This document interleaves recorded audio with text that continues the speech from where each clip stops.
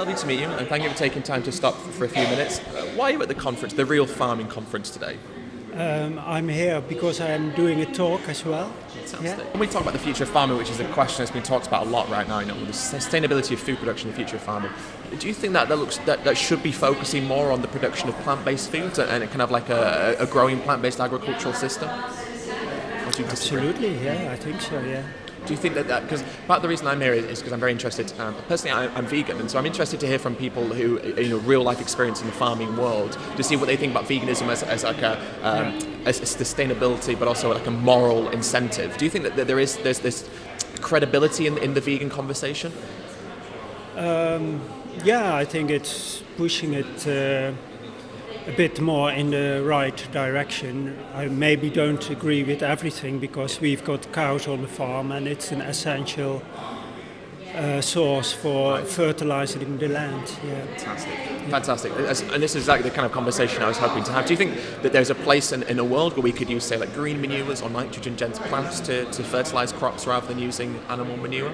Do you think it's possible? Yeah, of course you can use green manures and a better rotation. Exactly. Of course, like what you're talking about now. And so when we look at the cows that you have on the farm, are they used for food as well, or are they just used for the manure? They are used to maintain the environment. Okay, yeah, so for the grazing. Yeah. So we have a limited amount of animals on the farm to just maintain the sward. With all the herbs and. Are they sent to slaughter, or do they live their lives and just act in more of a permaculture scenario? Some live their whole life there and die on the farm, and others go to slaughter, and we are selling the meat as biodynamic.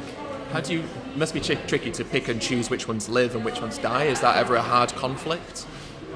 It's you get more connection with certain animals, so you get a personal relationship. That's hard, isn't it?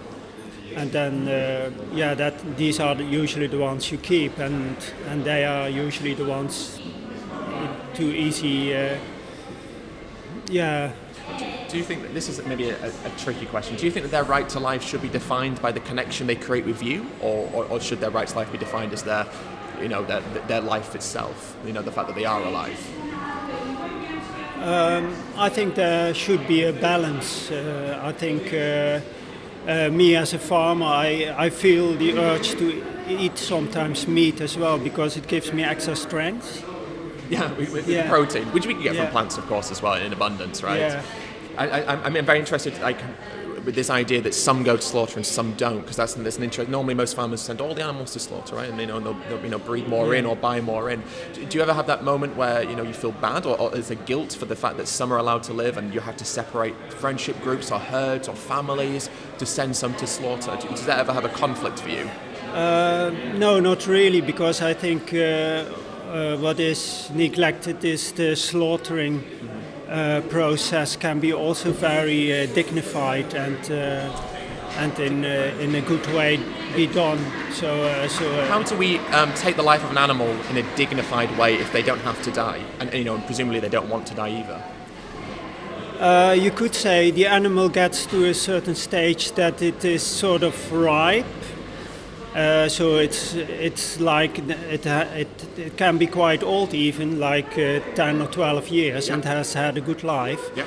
But you could say when the animal is shaped well and matured, then you could say it's also the right time to slaughter it and to and celebrate what the animal gives us.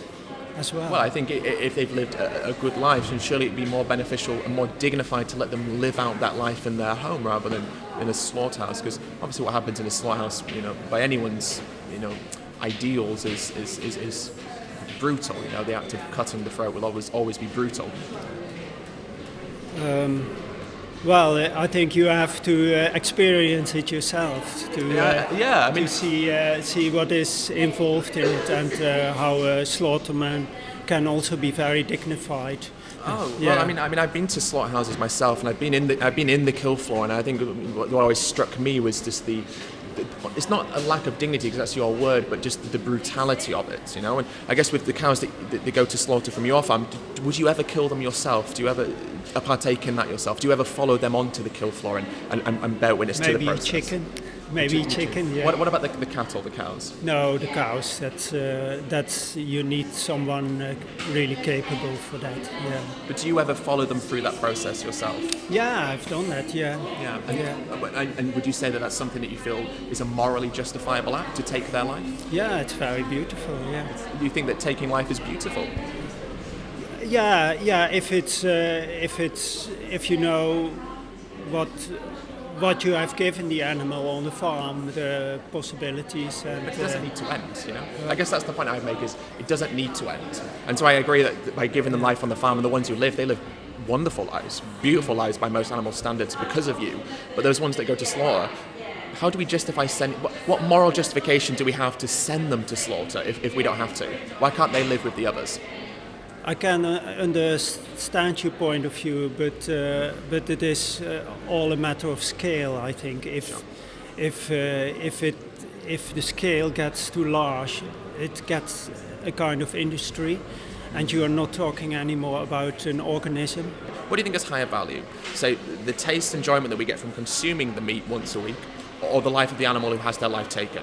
What has higher value, taste or life, do you think? You want me to make a choice? Because every day we make choices, don't we? Yeah. And it's just when it comes to animals, the choices that we make are bigger than the average choice, because it's literally about whether or not someone's life is taken. Obviously, there's huge environmental problems, you know, in animal farming as well, but the moral thing says that life is taken, and so we have to make that choice because we do it every day, but mostly unconsciously. So I think it's about making that conscious decision, taste or life. So consciously, what do you think is higher value? It's hard, isn't it? I know.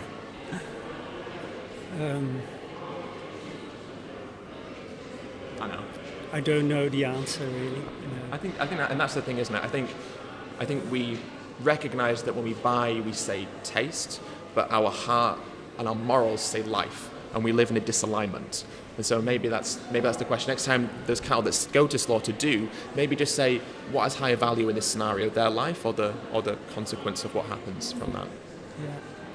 Yeah, I think you have to take into account that if you don't buy any meat anymore, then a lot of farmers will be made redundant, actually. So I think this is a very, very valid point. I think one thing we can do is change how the subsidies are distributed. So subsidising farmers to implement more environmental incentives. That could be plant-based agriculture using plant-based fertilisers or permaculture. It could be rewilding of landscapes, reintroducing indigenous animals, but also reforesting forest farms, but also just allowing land to replenish. And I think we could subsidise farmers to do that, and I think that would be a way of helping many farmers. And I think obviously changing things like vertical farming and different forms of agriculture in the future will help. So it's definitely a conversation that needs to be had as well. But I think there are workarounds in the way that we subsidise, because we give so much money to farmers anyway. Let's give them that money, but to rewild landscapes and to have more harmonious ecosystems instead. I think what is important is that the youngsters should engage more with farming. Oh, 100%. So. Go to work, I would say, and experience the real thing on the farm. What it looks like on a farm. I agree with that. Thank you very much for stopping. I really appreciate it. It's lovely to meet you. Best of luck with your talk, and thank you for talking about these issues as well. Okay. Have a wonderful, wonderful day.